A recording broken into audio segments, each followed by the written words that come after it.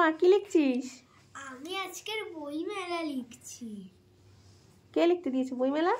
বই মেলা আমাকে আমার আন্টি লিখতে দিয়েছে। তুমি কোনোদিন বই মেলায় গেছিলে? মেলা দেখেছো? হ্যাঁ না, তো কি করে লিখছো? আমি একটু ইমাজিনার নিজের মতন বানিয়ে লিখছি। তো অনেকটা লিখে ফেলেছো। হ্যাঁ, হয়ে গেছে লেখা? এই যে কিছুটা হয়ে গেছে। তা কি লিখেছো দেখি?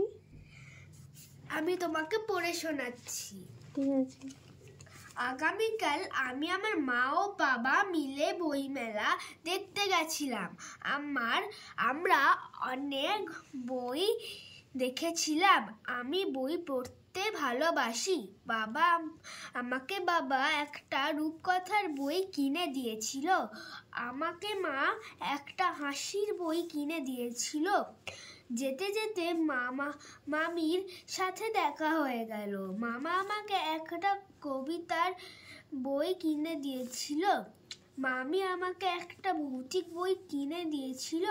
তখন 8:55 বেজে গেছিল। আমরা মোমার এগরোল খেয়ে নিলাম। আমরা মামা মামিকে বিদায় দিয়ে ঘরের দিকে রওনা দিলাম।